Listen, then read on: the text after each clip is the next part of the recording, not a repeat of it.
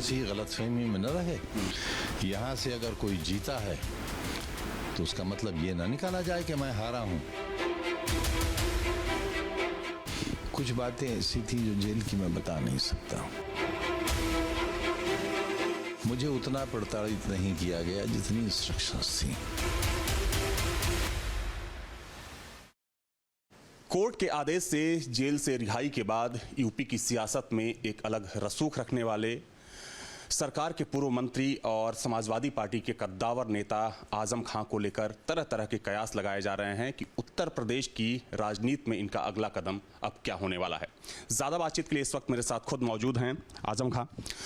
Sir, इस सवाल पर मैं आऊँगा बाद में, लेकिन सबसे पहले चूँकि देखा जाए तो 22 महीने बाद आप जेल से बाहर निकले हैं और किसी भी इंसान के लिए 2 साल तक जेल की चारदीवारी में रहना आसान नहीं होता है। और चूँकि आप तो एक सामाजिक जीवन में रहने वाले नेता थे, लंबे वक्त तक आप विधायक रहे, मंत्री रहे सरकार में। उससे 2 महीने पहले तकरीबन 3 साल रहा था जी इन्हीं मुकदमों में, और तकरीबन 2 साल, ये तो 5 साल ये रहा, इमरजेंसी में 2.25 साल रहा। तो ट्रेनिंग तो उस वक्त हो गई थी, लेकिन उस वक्त थोड़ी आदमियत बाकी थी, अब वो भी नहीं रही। फिर भी सर एक बार मैं जानना चाहूँगा, चूँकि आपके समर्थक भी जानना चाहते हैं, लोग भी जानना चाहते हैं कि जो अभी का 22 महीने बाद जब चूँकि आप बाहर आ चुके हैं, ये कैसा रहा एक जो अनुभव होता है जेल का अनुभव, और क्या उस दौरान, चूँकि ये बातें भी सामने आ रही हैं, कुछ लोग बोलते हैं कि जो अपने बेहद ख़ास थे वो भी शायद आपके बुरे वक्त में आपका साथ छोड़ गए। जो बुरे वक्त में साथ छोड़ जाए वो फिर अपना कहाँ रहा।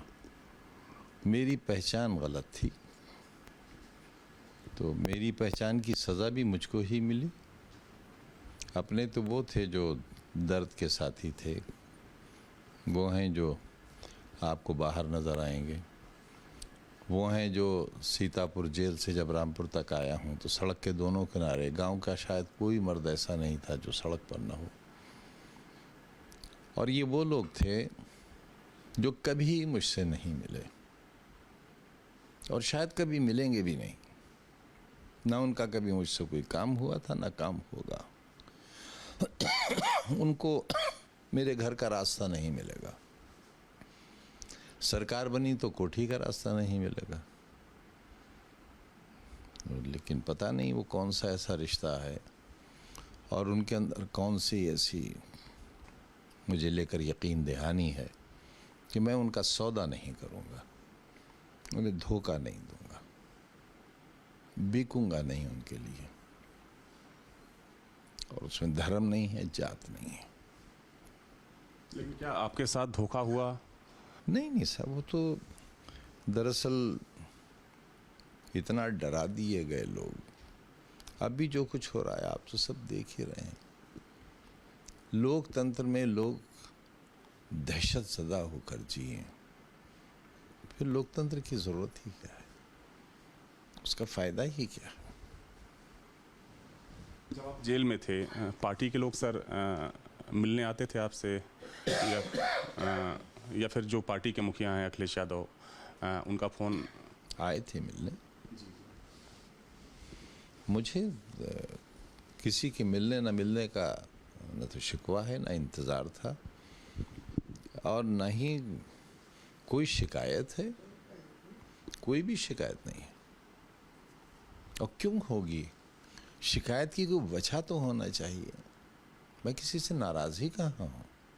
मैं तो उनसे भी नाराज़ नहीं हूँ जिन्होंने जुल्म के पहाड़ तोड़ दिए, क्योंकि मेरा अल्लाह ही कहता है कि जिसने तुम्हारे साथ ज़्यादती की है तुम्हें पूरा हक है कि तुम उससे बदला लो और उसको सज़ा दो। लेकिन सबसे बेहतर और अफजल बात यह है कि तुम उसे मेरे ऊपर छोड़ दो, और तुम जानते हो मुझसे बेहतर बदला तुम नहीं ले सकते, मुझसे बेहतर सज़ा तुम नहीं दे सकते। तो जिसे मैं खुद अपना मालिक मानता हूँ, मैंने सब कुछ अपने मालिक पर छोड़ दिया है। अब फैसला उससे लेना है। 8 तारीख को सर सपा के जो मुखिया हैं अखिलेश यादव आपसे मिलने रामपुर आने वाले हैं, और चूँकि इसको लेकर काफ़ी चर्चा भी हो रही है। जेल से आप जब बाहर आए, बातचीत हुई फ़ोन पर उनसे? मेरी इज़्ज़त अफजाई होगी, तशरीफ़ लाएंगे तो। ये मुखिया हैं हम सबके नेता हैं और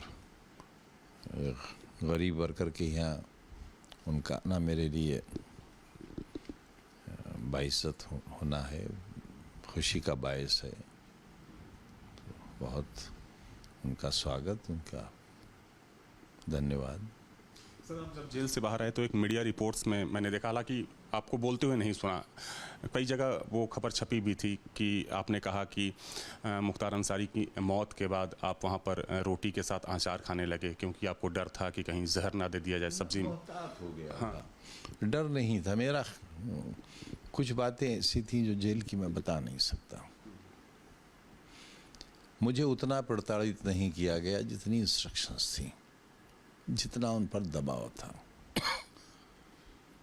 तो मैंने एहतियात शुरू की थी और कुछ नहीं। अपने तौर पर अपनी खाने पीने का ख्याल रखता था। तो खाना क्या, खाना तो जेल का ही सर खाना होता होगा। जेल का खाना तो आप तो क्या, आपका जो गली का कुत्ता होगा वो भी नहीं खा पाएगा। वो आवारा कुत्ता वो भी नहीं खा पाएगा। लेकिन बंदी खाते हैं क्योंकि उसके अलावा कोई रास्ता ही नहीं है। सर, आपके चाहने वाले, जो आपके समर्थक हैं, जो आप पर पैनी नज़र रखते हैं, वो अब इस बात का इंतज़ार कर रहे हैं या फिर उन्हें इंतज़ार है कि आज़म खां कुछ बोलें, अपने अगले कदम के बारे में बताएं? हालांकि आप समाजवादी पार्टी के संस्थापक सदस्य रहे हैं, मुलायम सिंह यादव के साथी रहे हैं, और चूँकि हमने तस्वीर भी देखी जो आपके बैठक खाने में वो तस्वीर लगी हुई है, कि जब आप जेल से बाहर आए तो समाजवादी पार्टी के दफ्तर के बाहर हम लोगों ने लखनऊ में तो देखा है कि तमाम बधाइयों के पोस्टर लगे थे। एक दो पोस्टर सर हम लोगों ने कांग्रेस दफ्तर के बाहर, जो मॉल एवेन्यू में कांग्रेस का ऑफिस है, वहाँ भी देखा।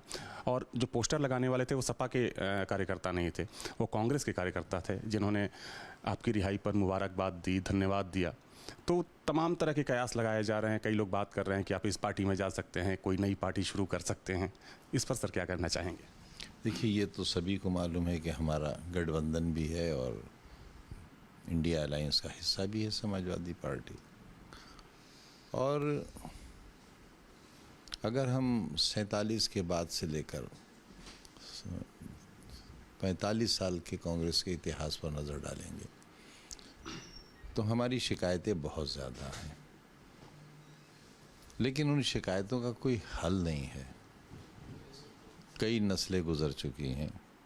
अब ज़रूरत इस बात की है कि हम उन तल्ख दिनों को भूलकर एक नए रास्ते की तलाश करें, और तलाशी न करें, एक नया रास्ता बनाएं ताकि मुल्क बच सके, मुल्क वाले बच सकें।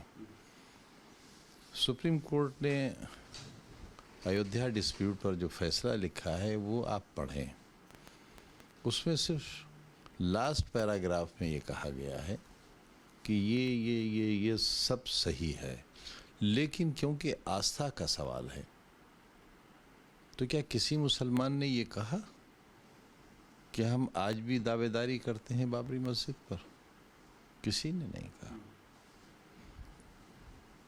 ये वायदा था हमारा। मैं तो कन्वीनर था एक्शन कमेटी का, स्टेट का भी और राष्ट्रीय कमेटी का भी, कि अदालत जो फैसला करेगी हम वो मानेंगे।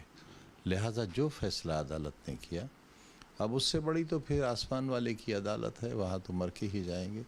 लेकिन दुनिया की अदालत के फैसले को मानने के लिए तो हम वचनबद्ध थे और हम उस पर पूरे उतरे। सर, आपने उस डिस्प्यूट की बात कही, उसी सवाल पर उसको थोड़ा सा आगे बढ़ाना चाहूँगा। उसके बाद अब कृष्ण जन्मभूमि को लेकर विवाद आपने सुना होगा, उसको लेकर भी पिटीशन दायर किया गया कोर्ट में। हिंदू पक्ष की एक बार फिर से वही दलील है।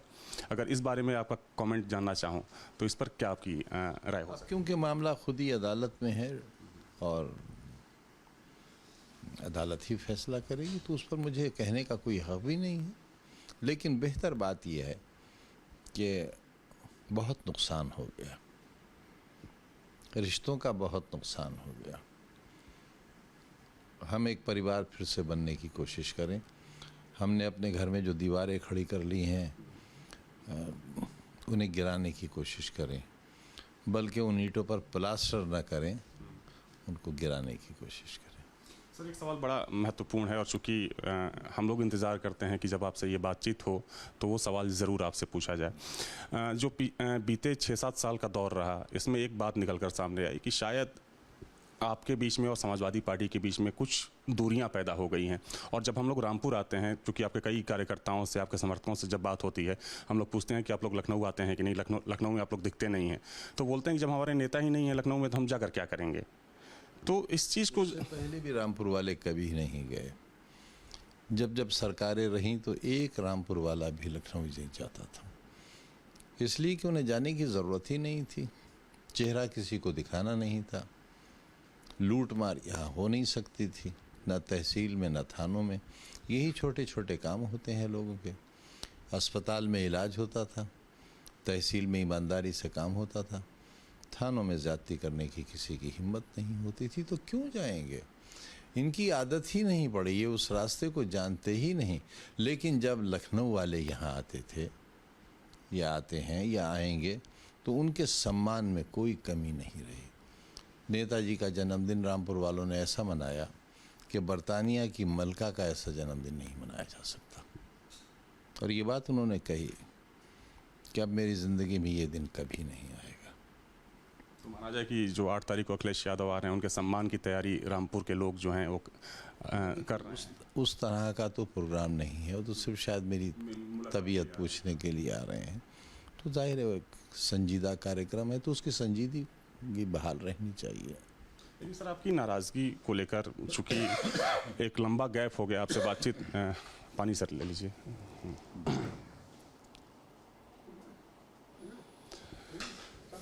आपसे उस तरीके से सर बातचीत हो नहीं पाती है, लेकिन फिर भी जो चीज़ें चलती है, एक पत्रकार होने के नाते हम लोग हमेशा से ये सवाल पूछना चाहते थे आपसे, और आज वो सवाल पूछ रहा हूँ कि क्या वाकई में सर नाराज़गी है, मन में कोई ऐसा कुछ है कि जिस मजबूती के साथ पार्टी जो रिश्ता मेरा मुलायम सिंह यादव जी के साथ, नेताजी के साथ था, वो बड़ा अजीब रिश्ता था। वो आशिक माशूक का हो सकता है और लैला मजनू का हो सकता है। अब वो रिश्ता तो मुझे कहीं मिलेगा नहीं, ना ऐसे लोग पैदा होंगे और ना ऐसे रिश्ते कायम होंगे। जाहिर है उनकी बहुत सी सलाहियतें उनके बेटे में आई हैं, अखिलेश साहब में, लेकिन वो इंतहाई महज़ब, इंतहाई संजीदा और शरीफ आदमी हैं। मेरा बेहद अदब एहतराम करते हैं। जाहिर है मेरी उनसे वो बेतकल्लुफ़ी नहीं हो सकती जो उनके वालिद मोहतरम से थी।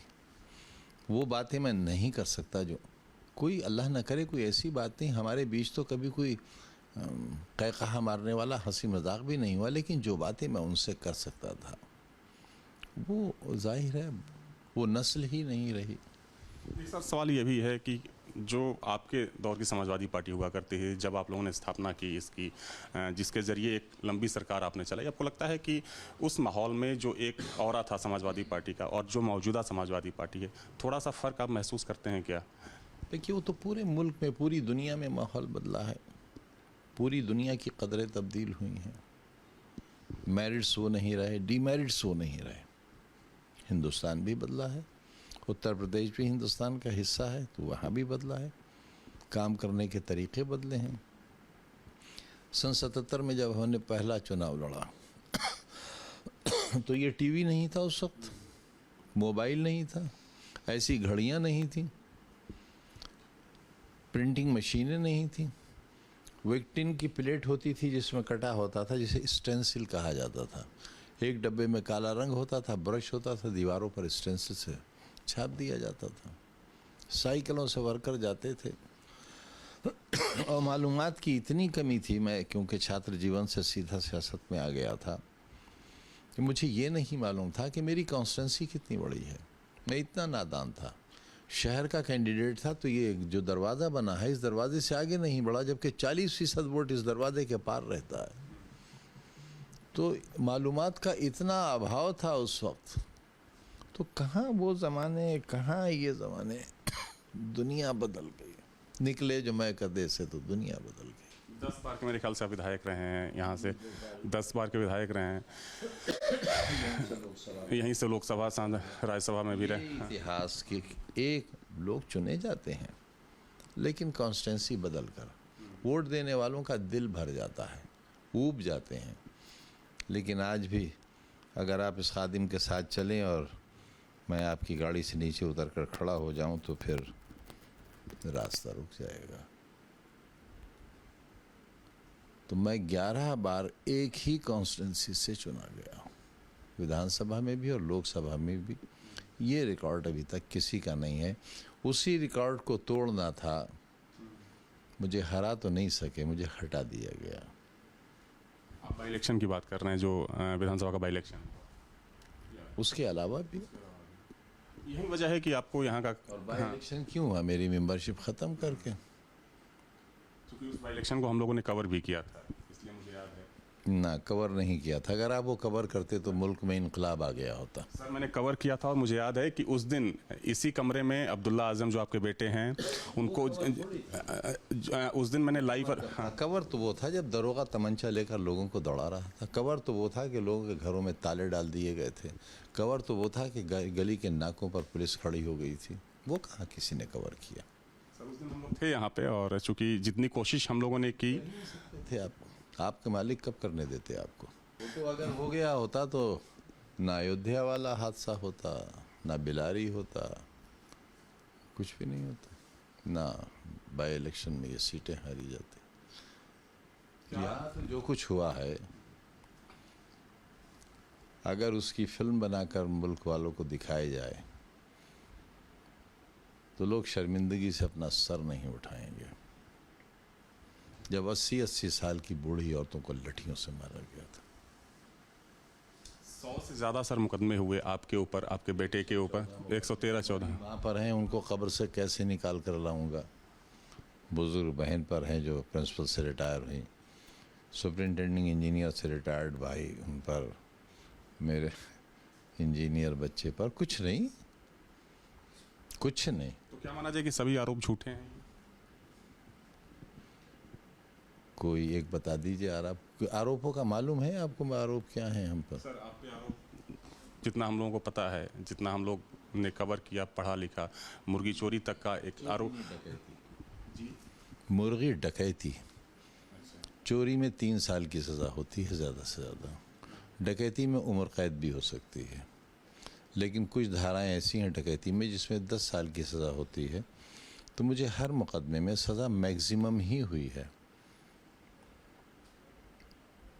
एक मुकदमे में का फैसला आया था जब मैं जेल में था, उसमें 3 धाराएं थीं। एक धारा में 2 साल की, एक धारा में 7 साल की, एक धारा में 10 साल की। इस तरह 19 साल की सज़ा सिर्फ एक मुकदमे में है।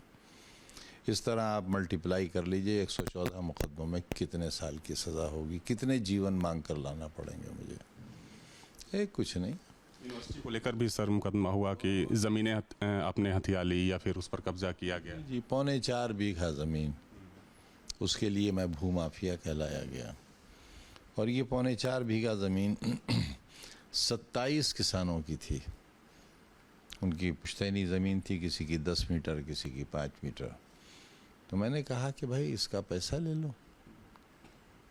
उन्होंने कहा साहब नहीं ले सकते। मैंने कहा ज़मीन पर कब्ज़ा ले लो। उनका पता ही नहीं कहाँ है, हमें ही नहीं मालूम कहाँ है। फिर मैंने कहा पैसा ले लो, तो उन्होंने कहा मार डालेंगे अधिकारी हमें, हम पैसा नहीं ले सकते। जिस दिन आप जेल से बाहर आए, शिवपाल यादव से पूछा गया कि आज़म खां सपा छोड़कर दूसरी पार्टी में जा रहे हैं। उन्होंने एक शब्द कहा कि वो किसी और पार्टी में जा ही नहीं सकते क्योंकि समाजवादी पार्टी की स्थापना उन्होंने की। उनके इस कथन को, इस वाक्य को किस तरीके से आप देखते हैं? देखिए, मैं जा तो नहीं सकता, ये सच है, लेकिन निकाला तो गया हूँ ना एक बार। तब भी मैं संस्थापक था, निकाला तो गया हूँ ना। और निकाला किसके लिए गया हूँ? अमर सिंह साहब के लिए और जयप्रदा जी के लिए। तो हैसियत तो मेरी ये है, हैसियत तो मेरी ये है। उस वक्त भी तो संस्थापक था मैं, ये हैसियत है मेरी। मतलब अंदर टीस है कहीं ना कहीं दिल में? नहीं है, एक सच्चाई है, इतिहास है जो आपको, जब आपने, देखिए आधा सच तो झूठ से भी बुरा होता है ना। आपने क्योंकि आधी बात कही, मैंने बात पूरी कर दी। कोई शिकायत नहीं है। मुझे बहुत सम्मान मिला, नेताजी ले कर गए। उसके बाद जिस तरह मैं निकाला गया था उसी तरह अमर सिंह साहब और जयप्रदा जी को भी निकाला गया। एक सर अब आखिरी सवाल है। योगी आदित्यनाथ मुख्यमंत्री हैं उत्तर प्रदेश के। बतौर मुख्यमंत्री जो उनका कार्यकाल रहा अभी 8.5 साल का करीब करीब, किस तरीके से देखते हैं इस कार्यकाल को और योगी आदित्यनाथ के व्यक्तित्व को? अब देखिए 5-6 साल तो हमारे जेल में ही गुजरे और बाकी के 2 साल हम तो क्या कहते हैं फरारी में गुजरे। तो ये पता नहीं चल सका कि राजनीति में हुआ क्या है, हो क्या रहा है। बस ये पता चला कि हमारे घर के दरवाजे पर पुलिस खड़ी है, नोटिस चिपकाए जा रहे हैं, डोल बज रहा है, इतना। याद है सर, सरकार बने हुए मेरे ख्याल से 6 महीने या 1 साल हुआ होगा। हम लोग तिलक हॉल के बगल वाली जो गैलरी जहाँ से आप लोग अंदर जाते हैं विधानसभा में, जहाँ से हम लोग फोटो लेते हैं, फोटोग्राफर, हम लोग सामने खड़े थे। सीएम जा रहे थे, आपकी भी एंट्री तभी हुई। आप सीएम का हाथ पकड़ते हैं, फिर सामने आते हैं कैमरे के, हाथ मिलाते हैं और फिर आप लोग दोनों भी हाथ बढ़ा था, हमारा भी बढ़ा था और ये इतना लिहाज उनको भी था और हमको तो जाहिर है आफ्टर ऑल सीएम ही होते हैं, वो कोई भी हो। और मेरे साथ तो बहुत सीएम रहे। आप सोच सकते हैं 50 साल में कितने सीएम आए गए होंगे। वीर बहादुर सिंह भी थे और वो जो देश के प्रधानमंत्री बने वो विश्वनाथ प्रताप सिंह भी थे और एक और थे जो जूते बहुत अच्छे पहनते थे और सफारी सूट बहुत अच्छा पहनते थे। मैंने हाउस में कहा भी था कि हम तो आपसे डिज़ाइन लेते हैं।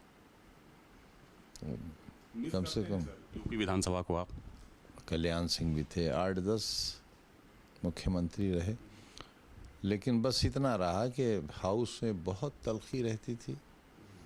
और आप जानते हैं जब मैं बोलता था तो सुई अगर गिर जाए तो उसकी भी आवाज़ आती थी। लोग इंतजार करते थे कि आप बोलें कब। मायावती जी भी थी। मिस करते हैं सर यूपी विधानसभा? जब बाहर निकलते थे तो ये लोग हमारे हाथ में हाथ डाल लेते थे और हम अपनी जेब में किसी के काम की पर्ची रखते थे, पर्ची थमा देते थे, उन्हें काम हो जाता था। तो जो भी कड़वाहट होती थी सॉरी, वो उस दरो दीवार के अंदर होती थी, लेकिन जब बाहर आते थे। सर एक आखिरी सवाल के साथ मैं इस इंटरव्यू को खत्म करना चाहूँगा। हालिया एक विवाद चल रहा है, उसके बारे में आपने पढ़ा सुना होगा, देखा भी होगा। उसको लेकर बगल के ज़िले बरेली में एक बड़ा विवाद भी हुआ। एक जाने माने मौलाना है वहाँ के, तौकीर रजा, वो जेल भी चले गए। आई लव मोहम्मद को लेकर, चूँकि एक धार्मिक विषय है, एक कैंपेन चलाया गया, एक स्लोगन के जरिए अलग अलग जगहों पर रैलियां निकाली गई। उसको लेकर बगल के ज़िले बरेली में हिंसा हुई और इस हिंसा में 70 से ज़्यादा लोग अब तक गिरफ्तार हुए हैं। कल वहाँ पर बुलडोजर की भी कार्रवाई की गई। जो आरोपी हैं, कहा गया कि उन्होंने पत्थरबाजी की और चूँकि वैसे कुछ विजुअल्स आए, उस दिन लाठीचार्ज भी हुआ।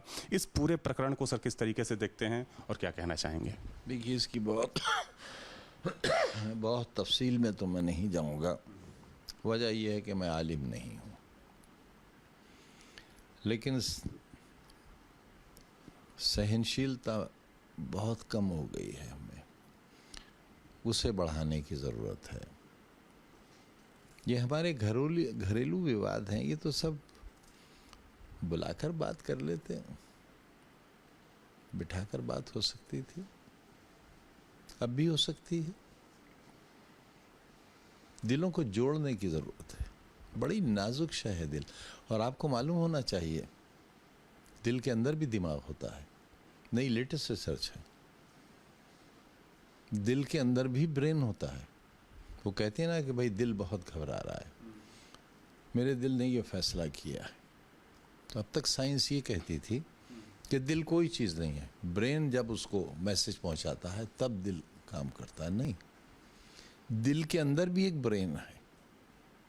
इस एहसास को वही ब्रेन बताता है, तब ब्रेन तक जाता है मैसेज। तो दिल में अगर दिमाग रख लेंगे हम, सब मसले हल हो जाएंगे। कौन सी बात है। सैकड़ों हजारों साल का इतिहास हमारा सिवई और गुजिया का है। ख़त्म कर दो गिले आज मिलकर गले, खैर यूं ही सही हम बुरे तुम भले। बहुत शुक्रिया सर हमसे इस बातचीत के लिए, और आपने काफ़ी विस्तार से बातचीत की, आपने उन अनुभवों को भी साझा किया जिन अनुभवों को आपने जिया वहाँ पर। तो मेरे साथ थे आज़म खां, जो इस प्रदेश के पूर्व मंत्री रह चुके हैं, और देखा जाए तो इनकी एक ख़ास तरह की सियासत अलग रही है और उस सियासत को लोग बहुत करीब से जानते हैं। हालांकि अब आज़म खां को लेकर तरह तरह के कयास लगाए जा रहे हैं। हालांकि समाजवादी पार्टी के सदस्य हैं, संस्थापक सदस्य हैं, और रामपुर में कभी बहुत ज़्यादा रुतबा रहा करता था, हालांकि आज भी है। बाई इलेक्शन के बाद सर, बाई इलेक्शन के बाद कुछ लोगों ने पहले कह दिया है, पहले दिन कोई किसी गलतफहमी में न रहे। यहाँ से अगर कोई जीता है तो उसका मतलब ये ना निकाला जाए कि मैं हारा हूँ ना, बात बहुत बिगड़ जाएगी। कोई किसी खुशफहमी और गलतफहमी में न रहे। यहाँ कोई और भी जीती थी कभी, इसलिए कि मैंने उनको हराना नहीं चाहा था, और वक्त आया तो हराया भी मैं नहीं था उन्हें, और 2.5 लाख वोट से हराया था। तो कोई अपनी जीत को ये ना समझे कि वो मेरी हार है। इस शब्द का सर मैंने इसलिए इस्तेमाल किया क्योंकि जिस दिन रिजल्ट आया उस दिन भी हम लोग यहाँ पर थे। बीजेपी के नेताओं ने ये कहा कि ये किला हमने ढहा दिया है, आज़म खां का जो किला होता था ये किला नहीं रह गया, इसको हमने ध्वस्त कर दिया, इसलिए इस शब्द का इस्तेमाल किया मैंने। जिन्होंने बड़े बड़े किले बनाए थे उनको भी बहुत गलत फहमियाँ थीं कि ये किले नहीं टूट सकते। सैकड़ों साल फिर अंग्रेज़ों की ग़ुलामी सही न सही हमने, कहाँ रहे मुग़ल, कहाँ रहे। किले वालों की गलत फहमियाँ भी दूर हुई थी, और अब जिन्होंने अपने किले बनाए हैं वो किलों का कोई जिक्र न करें तो ज़्यादा अच्छा है। Thank you sir. यहाँ के किलों की गलत फहमी किसी ने दूर नहीं की, हमने दूर की थी। यहाँ की राजशाही को हमने लोकशाही में तब्दील किया था, वो हम थे। यहाँ तो ये आलम था कि मेंबर पार्लियामेंट खुली जीप में अपनी खाली सिगरेट की डिबिया फेंकता हुआ जाता था तो लोग झपट पड़ते थे सड़क पर, और टुकड़े हाथ आते थे, विज़ सिगरेट पिया करते थे, और वो जाकर अपनी माँ को, अपनी बीवी को, अपने बाप को, अपने बच्चों को ये दिखाता था कि आज मियाँ सिगरेट की डिबिया फेंकते हुए गए थे, ये टुकड़ा मेरे हिस्से में आया है। उन्हीं नवाबों को जो कांग्रेस की नाक का बाल हुआ करते थे, बीड़ी बनाने वाली ब्रांचेस कहलाती हैं, उसके धूल भरे टाट पर बैठने के लिए मजबूर किया था मैंने कि अगर वोट लेना है तो यहाँ मैं बैठता हूँ, यहीं तुम बैठोगे। और वोट देने वाले भी यही कहते थे कि आज़म भाई यहाँ बैठते हैं, अगर आपको वोट चाहिए तो आप भी यहाँ बैठो। कहाँ है आज वो महल? उन महलों को तो मैंने लोकतंत्र के धारा में बदला है। किसकी हिम्मत थी? लेकिन वो बहुत कुछ बुरा होने के बाद भी उतना नहीं बुरा था जितना आज बुरा है।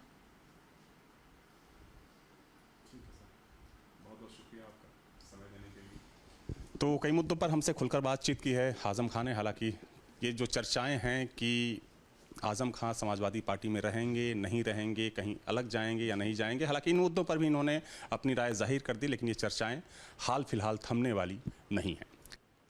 वीडियो जर्नलिस्ट सूफी खान के साथ अविनाश सिंह, न्यूज स्टेट रामपुर। जहां भक्ति है हर शब्द में, कथाओं में छुपे हैं दिव्य रहस्य, और ज्योतिष देता है जीवन को दिशा। धर्म से जुड़ी हर बातों को जानने के लिए हमारे चैनल स्तुति को सब्सक्राइब करें।